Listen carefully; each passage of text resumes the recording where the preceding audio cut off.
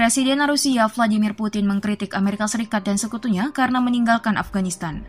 Putin mengatakan penarikan itu dapat menimbulkan masalah bagi Rusia dan sekutunya.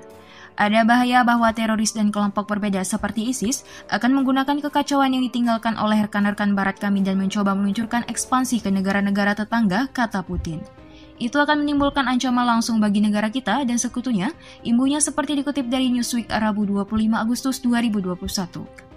Putin mencatat bahwa Rusia telah terlibat dalam perang 10 tahunnya Soviet di Afghanistan yang berakhir ketika pasukan ditarik keluar dari negara itu pada tahun 1989. Dia mengatakan Moskow telah belajar dari konflik tersebut dan tidak akan ikut campur di Afghanistan.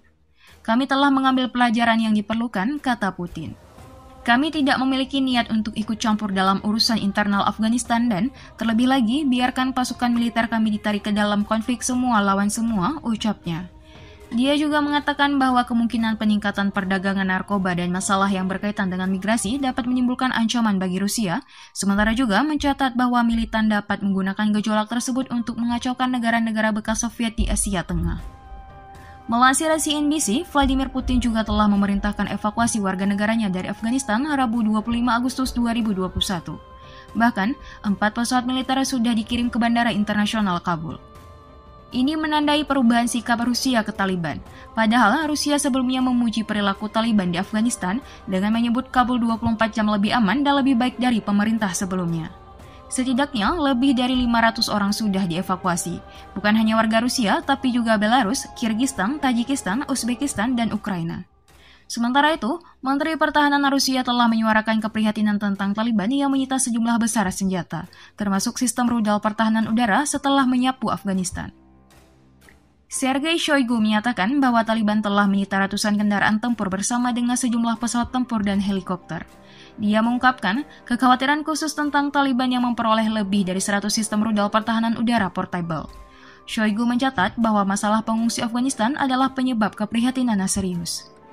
Kepala Pertahanan Rusia menyuarakan harapan bahwa Taliban akan bergerak untuk membentuk pemerintahan inklusif yang akan mencakup semua kelompok di negara itu.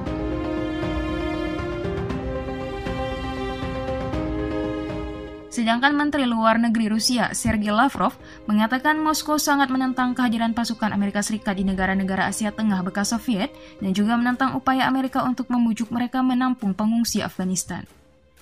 Berbicara selama kunjungan hari Selasa ke Hongaria, Lavrov mencatat bahwa Rusia dan beberapa negara Asia Tengah adalah anggota Pakta Keamanan yang menetapkan bahwa setiap kehadiran militer asing di kawasan itu memerlukan persetujuan bersama mereka.